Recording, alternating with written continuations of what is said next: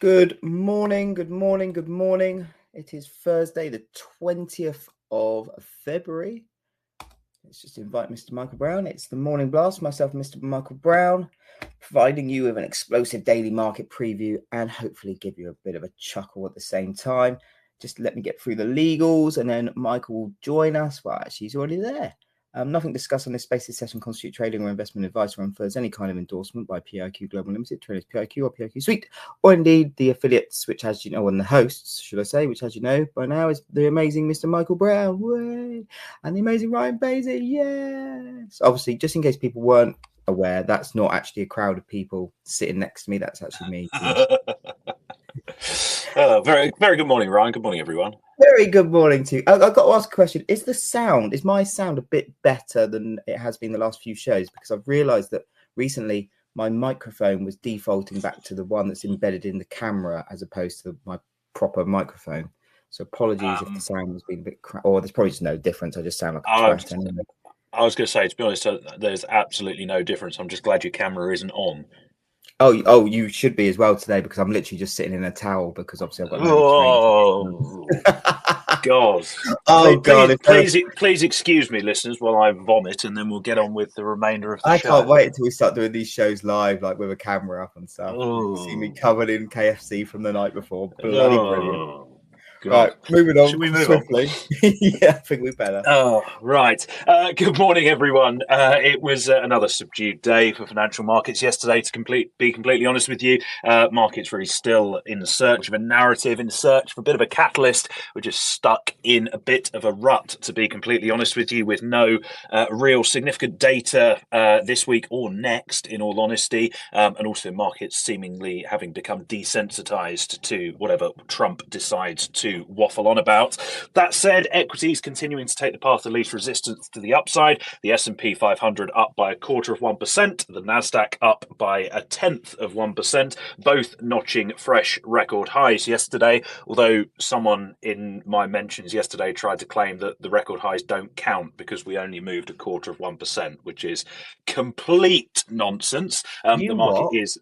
Mate, who was that? Honestly. Name and shame. Oh, some clown out of the States. Never seen him before. Probably won't ever see him again. But yeah, what a moron. Apparently it only counts if you have a decent move. So there you go. You learn something new every day.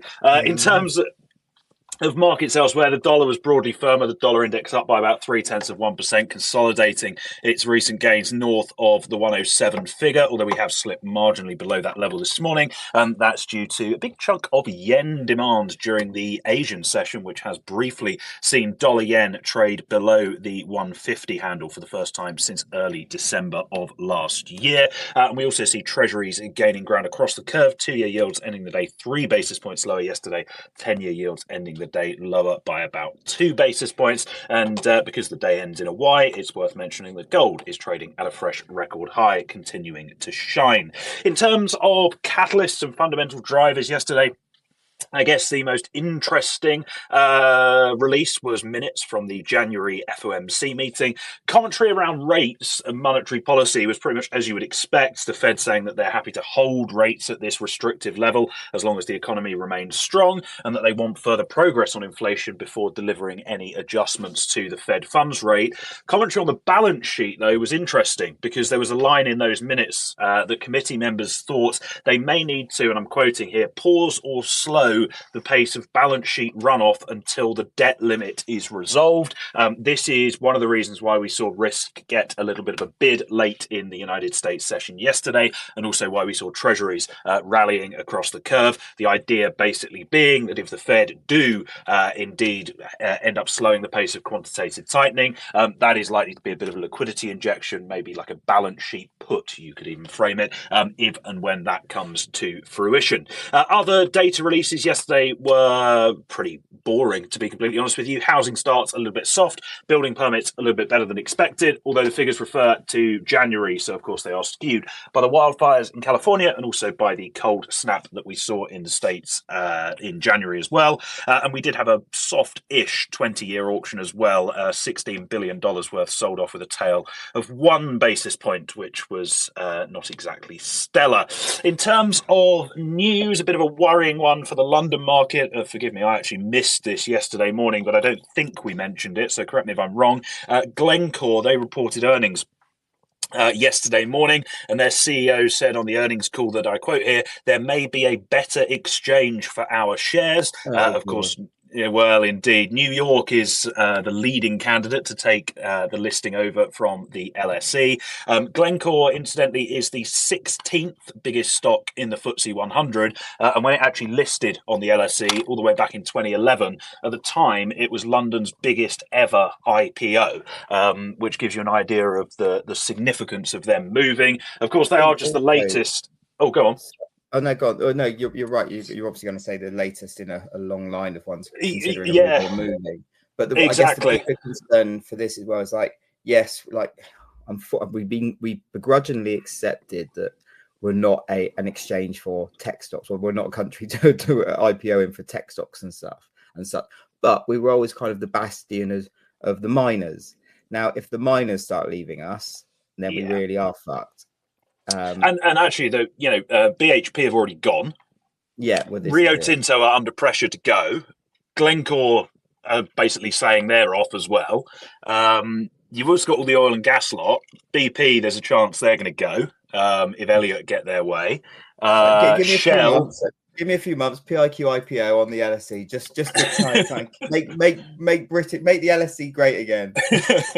Well, just to round out on that one, Bloomberg had a stat yesterday. The LSE, and I had to go and verify this about 3 times so I couldn't believe it. The LSE has lost 25% of its listed companies in the last 11 years, which is frankly shameful. Well, absolutely, it's disastrous. And also, then you got people in power. Obviously, this isn't just a Labour issue, but Labour could help stem the tide. And yet, then they're doing things like capping ISAs or reducing ISAs. It's like, fucking hell, give me a break. Stimulate growth, please, someone, and don't go to regulators for help. Or if you're going to regulators, go to regulators and tell them to fuck off. Yeah, that would probably be the best thing to do. Vote Brian. Moving on from that, we did hear from Isabel Schnabel at the ECB yesterday. Surprisingly hawkish commentary, actually, from the German representative on the exec board over in Frankfurt. She was noting that the ECB need to begin a discussion around a potential pause in the easing cycle, and that the central bank are getting closer to a point where we pause or halt rate cuts, but that she would exclude a rate hike for now. Well, I would bloody well hope she would, given the state of the Eurozone economy. I think this is interesting, though, because clearly Schnabel is taking a relatively hawkish stance, particularly in contrast to that which continues to be taken by President Lagarde. He thinks neutral could be as low as 1.75%. So perhaps a bit of a Q2 battle between the French and the Germans on the ECB, like old times. The other thing that's just worth noting, well, 2 things from her remarks. Firstly, she was talking about the ECB should drop the label that policy is restrictive at the March meeting. Those of you who are glued to the ECB will already be aware that sources reports after the January meeting had already strongly hinted at that taking place. Also, Schnabel said, and I quote again, R star, which is the neutral rate of interest, cannot be a reliable guide for policy. Well, why the hell have the ECB spent the last 18 months and God knows, how many millions on studying where R star is, only for then every bloody policymaker at the central bank to come out and say it's not worth the paper it's written on. Answers on a postcard, please. I'll tell you why, without getting political, it's too late for that now in this show, let's be honest. I'll tell you why. It's because everyone else was doing it. It's like it's the same with like DEI hirings and ESG and stuff. One group does it, the other, all the other groups think, oh, we better do it, otherwise we'll look like bad guys for not studying or not getting involved. And then when they realize actually it doesn't improve anything, in actual fact, it costs money, it's just a wasteful exercise, they're all like, well, fuck this. And let's not forget 2% target rate. If we go back, Dario Perkins, who normally listens if we do it at 8:30, he's probably still on the toilet right now, but he's always keen to remind people that this whole 2% target for interest rates was basically an out of hand comment. I think it was in New Zealand central bank, or was it a summit in New Zealand where it happened originally. Oh yeah, they just made it up. It's just like, oh, well, yeah, interest rates should be about 2%. And this was like many years ago. And it snowballed from there. And then out of nowhere, that's the target rate for like every country. Yeah. It's the target rate maybe isn't 2%. It's literally just a joke that's got out of hand. Bit like, Exactly that. Bit like when Michael Brown forgets to buy a pint once, and I will ride that for the rest of my life. Well, stole a pint technically, but we Well, won't yeah, dwell on that now. Moving to the tech sector, DeepSeek, if anyone remembers them from a couple of weeks ago when the world was falling in and the Nasdaq fell 5% in a day, they are apparently looking at raising outside funds for the first time. This is via The Information. Their sources report that Alibaba, who of course report earnings before the open today, and some Chinese state investment funds have expressed interest in investing in the firm. Of course, I'm sure that will allay all concerns about privacy that we have with the AI models that they've got going on. Just on that, Zach, who kindly has given me a quick slimlined version of the overnight news roundup because it is a bit early for him. One of the headlines on his slimline version is DeepSeek have already come out and said it's a rumor, and they're not kind of backing this up. But yeah, you're right. It's Alibaba, the one being rumored to be doing it, but DeepSeek already coming out and saying it's not entirely true. Well, there we go. Let's put the kibosh on that one. Moving on, staying in the tech sector, Apple, they announced a new iPhone yesterday, the iPhone 16e, which is apparently a powerful new member of the iPhone 16 family. It's available on the 28th of February. What I can tell you about it is that it'll cost $600, and it's available in either white or black. Other than that, God knows. Sorry, I just love it when you do tech news. I've got no idea. And last but by no means least, Nikola, who of course were the electric truck manufacturer famous for building an electric truck and then rolling it down a hill to try and prove that it worked. They filed for Chapter 11 bankruptcy yesterday, so it seems like they have finally run out of charge. Oh, God. It was an uphill battle now. Oh, dear. Oh, that was better than yours. No. Give me some credit. Just quickly, whilst you mentioned DeepSeek and we were kind of laughing at tech for a second. Obviously, yesterday, or was it the day before, Microsoft announced kind of, quite a groundbreaking kind of development in quantum computing. Now, this, from what I've read, seems far superior to the massive announcement that was made a while ago by Google or whoever it was, where it still means that quantum computing was decades away. This new kind of quantum, or I can't even remember what it's called, topo something chip or whatever. And you say I'm shit with technology. Yeah, well, this is it. But it's kind of reduced the time from usable quantum computers from decades to mere years. And this has kind of been a secret project that Microsoft have been working on for decades. And the more you read into that, that seems like a huge bit of huge news and huge kind of game changer for quantum computing. Yet we've not really heard anything about it. Well, I've not seen one headline about it. Yet that kind of Google announcement the other week, which turns out to be a bit of a nothing burger, was fucking everywhere, and it drove the market up like a couple of percent that day. But anyway, sorry, I digress. Just quickly then, obviously I have been waffling already today. So some overnight news from our good friend Zach. Thank you very much, Zach, for getting out of bed early and giving me some ones before the main overnight news roundup. Starting off in China, China's yuan strengthened against the dollar after President Donald Trump said a new trade deal with Beijing was possible. Again, flip-flopping on tariffs and trade deals. Trump said he expected Chinese President Xi to visit the United States without giving a timeline for his trip. Trump also told reporters that he was talking to China about TikTok. I apologize, there's a lot of Trump-related stuff here because he was on the wires a lot yesterday. Trump said his administration is considering returning 20% of savings identified by the Doge initiative to Americans, echoing a proposal made on social media. There's even a consideration under a new concept where we're giving 20% of Doge savings to American citizens, and 20% goes to paying down debt. Trump said he is also going to work with Republicans in Congress to significantly reduce taxes for individuals and companies. Said his plan will also cut taxes on domestic producers of oil and gas, allowing companies to expense 100% of investments in new domestic factory construction and capital expenses. Staying with Trump. I was just going to say very quickly on that Doge stuff. Yeah.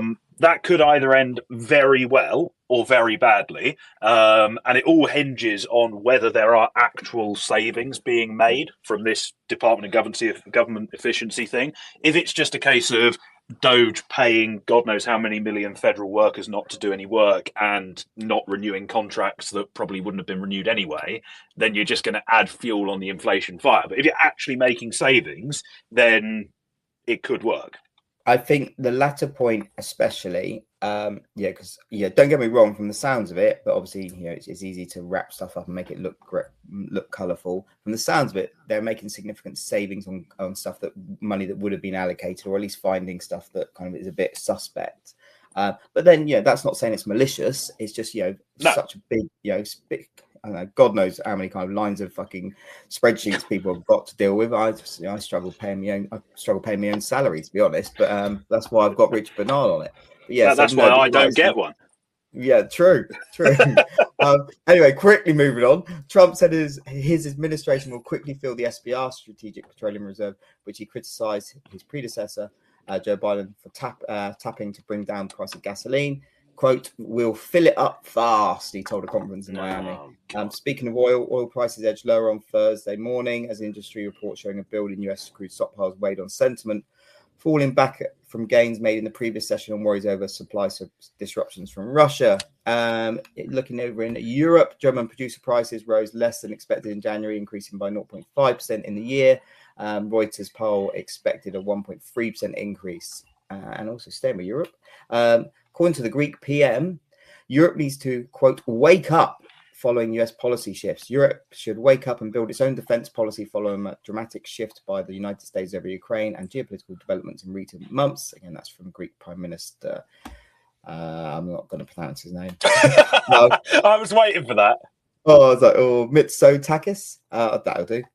Moving far away to Japan, almost 9 out of 10 Japanese companies expect Trump's policies to negatively affect business. According to a Reuters survey, more than 40% of firms expect Japan's interest rate to rise to 1% to undermine capital spending. And staying over there, Japanese equity markets saw a third straight week of foreign outflows in the week through February 15th, influenced by shifts in US tariff policy, and a strengthening yen that dampened demand for export-dependent Japanese companies. The United States is set to cut the size of its diplomatic mission in China by up to 10%. That's according to the South China Morning Post. Trump administration may seek to strike a simplified minerals deal with Ukraine to get a pact in place quickly and later negotiate detailed terms, such as how much of Ukraine's vast resources US would own. That's according to two people with knowledge to the matter, told Reuters on Wednesday. Just a reminder, Trump said, basically, we want all your rare earth minerals for all the funding we've given you. But he really didn't give many details. He kind of told Zelensky to like it or lump it. Speaking of which, he's doubled down on his criticism of Zelensky on Wednesday, telling a conference in Florida the Ukrainian leader has done a terrible job and could have come to talks with Russia in Saudi Arabia if he wanted to. So there's that. So the fiery language continues between Trump and Zelensky. North Korean state media on Thursday criticized the United States for a nuclear submarine deal with Australia under the AUKUS partnership signed in 2021, calling it a threat to regional peace. Moving on to some stock names. Firstly, in car automaker names, French automaker Renault reported a operating profit for 2024 on Thursday, beating expectations as lower costs and a string of new launches boosted margins. Mercedes-Benz, motoring ahead. Brum brum. Mercedes-Benz has launched plans to boost returns to its car division to 10% or higher, the luxury automaker said on Thursday after reporting a 40.5% slump in 2024 earnings. Bad news. They've stalled. Oh, God. Speaking of cars, I hate you. President Donald Trump said if Tesla were to build a factory in India to circumvent the country's tariffs, it would be unfair to the US in an interview with Fox News. Rio Tinto, the biggest shipper of foreign aluminium in the US, said it has contingency plans ready if Trump imposes a 25% tariff on imports of the metal, with Europe a potential destination.